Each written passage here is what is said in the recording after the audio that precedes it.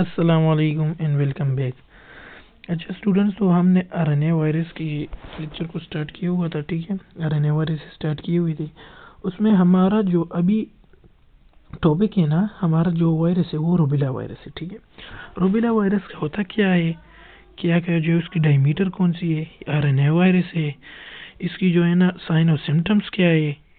ठीक है, ये अब हम पढ़ेंगे। चलो, सो रूबेला वायरस और जर्मन मीजल्स। अगर जर्मन मीजल्स आपको कहीं भी नजर आया, एमसीक्यूज में किसी ने बताया, तो इसका मतलब आपको क्या बोल रहे हैं, रूबेला वायरस के बारे में बात कर रहे हैं। ठीक है, सो रूबेला वायरस और जर्मन मीजल इज प्लूमोर्फिक इन शेप। उसका एक शेप नहीं होता है, कभी इस तरह होता है तो कभी इस तरह पड़ जाता है, कभी जो है ना सर्कल में आ जाता है, कभी स्क्वायर में आ जाता है। तो इसकी प्लूमोर्फिक शेप है and characterized by macular rash and lymphadenopathy. क्या है मैक्यूलर रैश होते हैं, मैंने आपको ऑलरेडी बताया, ये एक फ्लेट सी होती है। ठीक है, ये ज़्यादातर कमर पर आते हैं। ठीक है, हाँ हाथों पर आते हैं, पाँव में आते हैं, और ये इस तरह रेशेस होते हैं। ठीक है, इस तरह रेशेस होते हैं फ्लेट से। ठीक है, फिर लिम्फ एडेनोपैथी। अब लिम्फ एडेनोपैथी क्या होता है, लिम्फ एडेनोपैथी वो उसकी जो लिम्फ है ना, लिम्फ नोड्स है, वो तो या हद से ज़्यादा हो जाते, बड़े हो जाते, या वो स्मॉल हो जाते, तो उसकी वो फंक्शन पर असर पड़ेगा ना, तो वो लिम्फ एडेनोपैथी हो गई। ठीक है, सो रूबेला वायरस को किन जो हमारे साथ साइन और सिम्टम्स आए हमें उससे पता चले, वो मैक्यूलर रेशेस है और लिम्फ एडेनोपैथी है। अब इसकी शेप की बात कर रहे हैं। It is a spherical shape particle and size of rubella is 50 to 100 nanometer in diameter. It possesses single RNA। ये आपको सिर्फ वो उसकी शेप बता दी है, उसका डायमीटर और इसको जो है ना सिंगल आरएनए है। ठीक है, infection is acquired by inhalation और कंजेंशियली। ये तो या इनहेलेशन किसी बंदे को लगा हुआ है, वो तो हम या इनहेल करते हैं, ठीक है, जब हम सांस लेते हैं, या पैदाइशी तौर पर हमारे साथ है। ठीक है, हमारी मदर से किसी बेबी की तरफ आना। ठीक है, तो वो congenitally. Inhalation infections are disseminated throughout the body by blood stream. और ये सारी बॉडी में जो है ना, ये तो इसलिए या तो हाथों पर होते हैं, या कमर पर होते हैं, या पाँव पर, जिधर भी ब्लड स्ट्रीम, बॉडी में ब्लड हमारे साथ हर जगह ब्लड है, तो उधर ये इन्फेक्शन, ये वायरस अपने आप को पहुंचाएगा। ठीक है, पेशेंट डेवलप फीवर। अब इसके सिम्टम्स क्या हो गई, फीवर, रेशेस, ये ऑलरेडी हमने ऊपर बात की। अपेयर फर्स्ट ऑन फेस, ये सबसे पहले फेस में आ जाते हैं। ठीक है, क्योंकि इधर लिम्फ की जो लिम्फ हमारे साथ लिम्फ नोड है वो थोड़े ज्यादा है। ठीक है, and then spread to trunk and legs, और फिर ट्रंक और हमारी जितनी भी बॉडी है उधर चली जाती है। Congenital infection are common during first trimester, ये एमसीक्यूज है। ठीक है, हमारे जो कॉन्जेंशियल इन्फेक्शन आती है रूबेला की, वो फर्स्ट ट्राइमेस्टर में आती है। ठीक है, 3 ट्राइमेस्टर है ना, first trimester 3 months, second trimester 6 months, और थर्ड ट्राइमेस्टर तो वो 9 मंथ हो गए, तो फर्स्ट ट्राइमेस्टर में थी। प्रोफाइलेक्सिव, अभी इसकी प्रिवेंटिव प्रोसीजर क्या है, प्रिवेंटिव केयर हमारे साथ क्या है। ठीक है, इसकी rubella infection confer lasting immunity, ये हमारे साथ प्रोलॉन्ग इम्यूनिटी हमें देती है। Life attenuated vaccine has been develop, इसके लिए लाइफ एटेन्यूएटेड वैक्सीन बनाए गए। ठीक है, लाइफ ऑर्गेनिज्म से जो है ना हमारे साथ ये वो वैक्सीन बनाए गए हैं। The vaccine is given in combination with the measles and mumps and MMR. उधर हमने रेबडो वायरस की भी बात की थी, और इधर हमारे साथ ये रूबेला वायरस नहीं है, इसकी भी बात कर रहे हैं। ठीक है, तो मीजल्स, मम्स और रूबेला वैक्सीन जो है ना एमएमआर, ये मीजल, मम्स और ये दूसरा हमारे साथ रूबेला हो गई। ठीक है, ये हो गई, तो ये एमएमआर वैक्सीन हम उसको देते हैं। अब हमारे साथ दूसरा वायरस जो है वो हेपेटाइटिस वायरस है। हेपेटाइटिस वायरस होती क्या है, वायरल हेपेटाइटिस। अच्छा, मैं आपको थोड़ी बात करूं, हेपेटाइटिस ए और ई नहीं है, ये थ्रू फीकल ओरल रूट है। ठीक है, फीकल या तो फीसिस के जरिए या ओरल होती है। ठीक है, इनको दोनों, जितने भी हमारे साथ हेपेटाइटिस बी, सी, डी, जितने भी हमारे साथ आ गए थे, वो किसी दूसरे रूट पर आएंगे, या तो ब्लड स्ट्रीम के जरिए, या तो ड्रॉपलेट्स मूड्स, जो भी हमारे साथ अदर रूट है वो उस पर आएंगी। लेकिन ये फीकल ओरल रूट है, ए और ई, ये एक एमसीक्यूज है। ठीक है, so viral hepatitis is caused by virus which mainly affect the liver cells. हमारे साथ लिवर के कौन से सेल है, हेपेटोसाइट्स है ना, तो हमारे लिवर जो है उसको टारगेट करते हैं और उसमें जो है ना उसकी जो फंक्शन है उसमें थोड़ी कमी लाती है, तो वो लिवर हेपेटोसाइट को टारगेट करते हैं, ठीक है। These are hepatitis A and E virus. Clinical manifestation of these are similar. अब क्लिनिकल मैनिफेस्टेशन हमारे साथ क्या है, मेथड ऑफ ट्रांसमिशन, इसकी ए और ई क्लिनिकल मैनिफेस्टेशन नहीं है, इनको हम नहीं जानते कि अभी ए लगी हुई है या ई लगी है, ये थ्रू टेस्ट के जरिए करते हैं, ठीक है। Methods of transmission are as below. अब इसकी ट्रांसमिशन पूरी रही, ठीक है। तो faecal hepatitis A virus, faecal oral route, ये देखो मैं इधर एमसीक्यूज लिख भी देता हूँ, ठीक है, ये इम्पोर्टेंट है। तो faecal oral root hepatitis A virus is transmitted by food and water, ये देखो, ठीक है, फीकल ओरल रूट, लेकिन हेपेटाइटिस ए जो है वो फूड और वाटर से करती है। फीकल वाटर और फूड हम लेते हैं ना। Hepatitis A is acquired by almost every one before the age of 20 years. ये 20 ईयर का जो बंदा होता है उससे पहले ये पड़ती है हमारे को, ठीक है, ये hepatitis A virus. Mostly without any clinical disease, हमें डिजीज नहीं लिखती, लेकिन हमें वो हेपेटाइटिस ए हमें लगी हुई थी, उसकी वैक्सीन हमने लगाई हुई होती है, ठीक है, लेकिन ये 20 साल से पहले आते हैं। कई जाकर 1000 में से 1% को ये साइंस और सिम्टम्स डेवलप हो जाते हैं हेपेटाइटिस ए वायरस के, ठीक है।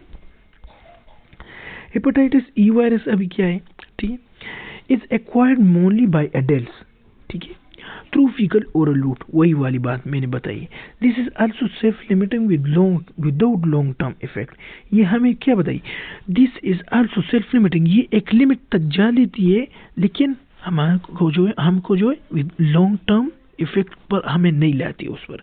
अगर एक पेशेंट है उसको हेपेटाइटिस ई वायरस लग गई, उसकी तकरीबन, या मैं वैसे बता देता हूँ, 4 दिन है, 2 दिन है, उस पर इफेक्ट हो गई और उधर स्टॉप हो गई, उसके बाद नहीं जाएगा ऊपर, तो ये क्या हुई, तो ये सेल्फ लिमिटिंग हुई और लॉन्ग टर्म इफेक्ट इसने नहीं शो की, ठीक है।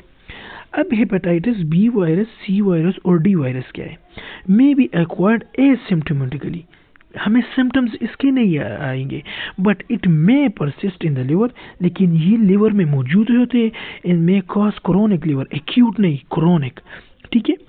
क्रोनिक लिवर 3 मंथ से ज़्यादा जब हो जाते हैं तो वो क्रोनिक लिवर डिजीज हमें काज कर देते हैं with late complications like cirrhosis. हमारे लिवर जो होती है ना साइरोसिस, वो हम बता लेते हैं ना कि हमारी वो लिवर ने फंक्शन छोड़ लिया है, वो सुकड़ गया है, सुकड़ना, ठीक है। तो वो जब सुकड़ हो जाए तो उसकी फंक्शन नहीं होगी, वो हमारे साथ बाइल प्रोड्यूस नहीं करेगा, तो ये हमारे साथ साइरोसिस हो गई। और इवन लिविंग अगर सिविरिटी की तरफ उसको ट्रीटमेंट ना हो गई तो वो लिविंग कैंसर हमें काज कर सकता है, ठीक है। अब रूट ऑफ ट्रांसमिशन इसकी बात कर रही, ई और ए की बात नहीं कर रही। Blood products, perinatal unsafe sex के जरिए होते, contaminated blood products, unsterile contaminated syringe और नीडल, ये अदर जितने भी रूट आते। आप जब एमसीक्यूज आए कि हेपेटाइटिस बी या सी वायरस या डी वायरस आ गए आपको कि ये कौन सा रूट है, आप ए और ई को अलग करें, फीकल ओरल रूट, और देखें कौन से है, आप उसको टिक करें, ठीक है। अब हमारे साथ अगर किसी चीज़ के नुकसान फायदे होते तो उसको नुकसानात भी होते हैं, तो हमारे साथ अभी इम्पोर्टेंट इसके क्या है, ठीक है। Viral disease range from minor ailments such as common cold, ये इस तरह है ना, 1 से स्टार्ट होते, ये थोड़ी कम है डोज है, ठीक है, ये वायरस की मैं उसको कंपैरिजन कर रहा हूँ, और ये 10 जो है ये सीविरिटी की तरफ है। तो सच एज कॉमन कोल्ड ये 1 डोज है to terrifying disease such as rabies और एड्स वायरस, ठीक है। तो ये हुई, इसकी थोड़ी से स्टार्ट होकर किधर जाती है, सीविरिटी की तरफ, ठीक है। हमें तो कॉमन कोल्ड वाली जैसे इन्फेक्शंस या वायरस लग सकते हैं, और वो अगर ट्रीट ना हुए और हमने अपनी इम्यूनिटी अच्छी तरह ठीक नहीं की, हमने वैक्सीन नहीं ली, तो कहीं जाकर एड्स और रेबीज लग जाते हैं, ठीक है। तो ये क्या है, ये सीविरिटी तो क्या हमारे साथ डिजीज सीविरिटी वाली है। अब क्या है, they may be sporadic like mumps, sporadic एक जगह होना, एक जगह नहीं हो, इधर है उधर नहीं है, 4 सद्दा में है तो पिशावर में नहीं है, पिशावर में है तो क्विटा में नहीं है, ठीक है। वही स्पोरेडिक लाइक बम्स हो गई। एंडेमिक लाइक इन्फेक्शियस किसी एरिया में हो, ठीक है, infectious disease hepatitis. Epidemic like dengue fever, अब किसी सडनली आ जाना। डेंगू फीवर अभी 4 सदे में थी ना कि अभी शुरू हुई थी, अब कुछ भी नहीं था डेंगू फीवर के, और ना जो है ना अचानक आ गई एपिडेमिक, और डेंगू वायरस जो है ना हमारे साथ आ गए, ठीक है। पेंडेमिक अब वर्ल्ड वाइड, जैसे इन्फ्लुएंजा, कोविड-19, ये सारी दुनिया में, ठीक है। वायरस के scar cancer can cause cancer in animals and bird as well in human, ये एनिमल में भी कॉज करते हैं डिजीज को, ठीक है, बर्ड्स में भी और ह्यूमंस में भी। तो ये हुई मेडिकल इम्पोर्टेंस ऑफ वायरस, ठीक है, कि हमारे साथ मेडिकल इम्पोर्टेंस क्या होते हैं। अब आते हैं हम अपनी तरफ बैक्टीरिया। बैक्टीरिया का मैं एक बात बोलूँ, इधर लिखा भी हुआ है 97% बैक्टीरिया बेनिफिशियल और 3% सिर्फ अभी हार्मफुल है। तो ज़रा सोचे कि अगर ये 3 से अगर सिर्फ 1% भी होता है तो क्या होता है, फिर वबा आती है, पेंडेमिक आती है, ठीक है। तो हमारे साथ 97% बैक्टीरिया जो है वो बेनिफिशियल है, 3% सिर्फ हार्मफुल पे। इससे हमें ट्यूबरकुलोसिस, निमोनिया डिजीज के जितने भी हमारे साथ बैक्टीरिया से लगते हैं ना, वो सिर्फ 3% से लगते हैं, ठीक है। सो सबसे पहले डिस्कवर बैक्टीरिया किसने की, तो एमसीक्यूज अगर आए, मैं इसको हाईलाइट करता हूँ, ये एमसीक्यूज है, ठीक है। Anton only one who discover bacteria in 1676। Bacteria are found by almost every, जिधर भी दुनिया में हो हमारे साथ बैक्टीरिया मौजूद होगी, ठीक है। This organism can live in soil, soil में भी होती है, जमीन पर भी, ओशन में भी होते हैं, इनसाइड द ह्यूमन गट भी होते हैं, ऑलमोस्ट एवरीवेयर, और जो है ना तकरीबन हर जगह मौजूद होते हैं। They are capable of performing all essential process of life, और हमारे साथ क्या है, परफॉर्मिंग ऑल एसेंशियल प्रोसेस, हमारे जितने एसेंशियल प्रोसेस है ना हमारे साथ, बेनिफिशियल बैक्टीरिया वो हमारे साथ मदद करती है, ठीक है। हमारे साथ ग्रोथ में भी, ठीक है, मेटाबॉलिज्म में भी करती है, इंटेस्टाइन के अंदर रिप्रोडक्शन में भी करती है। तो ये हमारे साथ लाइफ में वो मदद भी करती है, लेकिन हार्मफुल नहीं, बेनिफिशियल बैक्टीरिया की इधर बात हो रही है। They have rigid cell wall contain muramic acid, ठीक है, उनका ये सेल वॉल नहीं, ये बहुत सख्त होता है, और वो किस चीज़ से बना हुआ था, म्यूरामिक एसिड। ये हमारे साथ क्या है, अमाइनो एसिड शुगर है, ठीक है, जो मेनली बैक्टीरिया के सेल वॉल बनते हैं ना, ये इस चीज़ से बने होते हैं। Bacteria is destructive and cause disease, ये हमारे साथ डिस्ट्रक्शन कॉज भी कर सकती है, and cause disease like pneumonia, tuberculosis etcetera, ठीक है। Truly speaking all of the bacteria are potentially harmful, ठीक है। अब इधर क्या बोली, आपको बता रहे कि ट्रूली स्पीकिंग अगर हम ऐसे बात करें तो सारे बैक्टीरिया हमारे साथ हार्मफुल होते हैं, जैसे बैक्टीरिया तो हमारे साथ में ये तो डिजीज नहीं। And how about 97 bacteria are beneficial and 3% of harmful. Beneficial bacteria include normal flora, हमारे स्किन में भी जो है, ठीक है, जो हमारे स्किन की इर्द गिर्द चित्र भी है, तो वो नॉर्मल फ्लोरा हमारे साथ जो है ना बेनिफिशियल हो गई। And other industrial and environmental bacteria, industry में भी होती है और इन्वायरमेंटल बैक्टीरिया में होती है, ठीक है। अब हमारे साथ कैरेक्टरिस्टिक ऑफ बैक्टीरिया क्या है। Bacteria a microscopic rigid cell wall, already हमने बताया, unicellular organism. They are prokaryotes, already हमने डिस्कस किया है, ठीक है। They are capable of performing all essential process of life growth, अभी इससे पहले मैंने बताया, मेटाबॉलिज्म और रिप्रोडक्शन, ठीक है। किस तरह डिवीजन, रिप्रोडक्शन, ये अभी इसकी डिवीजन किस तरह होती है, बाय बाइनरी फिजन, 1 से 2,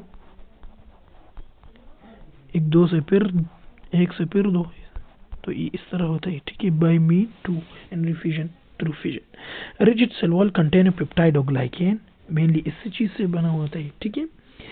no mitochondria and nuclear membrane, इसके अंदर ना तो माइटोकॉन्ड्रिया होती है और ना nuclear membrane.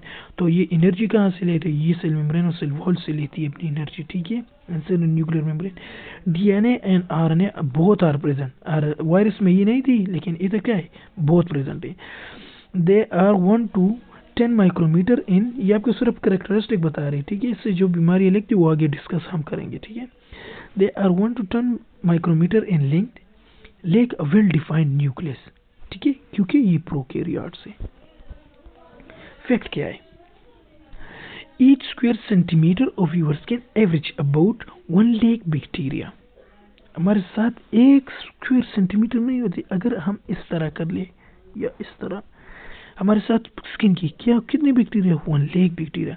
A single teaspoon or of a top soil contain more than 1 billion bacteria. ठीक है, तो ये फैक्ट है। ठीक है, जहाँ भी हम देखते हैं उधर बैक्टीरिया होती है। हमारी स्किन साफ नजर आती है, लेकिन अगर हमने इसको इलेक्ट्रॉन माइक्रोस्कोप के जरिए देखा तो लाखों करोड़ों में हमारे साथ बेनिफिशियल बैक्टीरिया नजर आएगी। ठीक है, वो हमें प्रोटेक्शन देती है, फर्स्ट लाइन ऑफ डिफेंस देती है। ठीक है, तो इंशाल्लाह ये बैक्टीरिया क्लासिफिकेशन हम फिर स्टार्ट करेंगे अगले लेक्चर में। ठीक है, आज के लिए इतना ही काफ़ी है। अल्लाह हाफ़िज़।